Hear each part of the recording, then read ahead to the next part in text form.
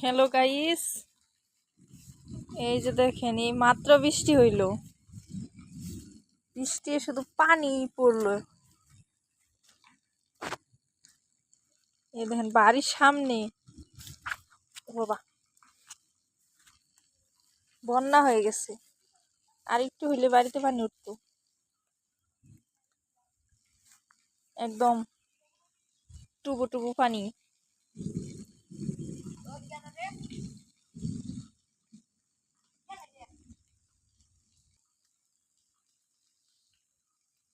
এখানে পাট আর ডাটা বোনা হয়েছিল, সব ডুবে গেছে, সব পানির নিচে।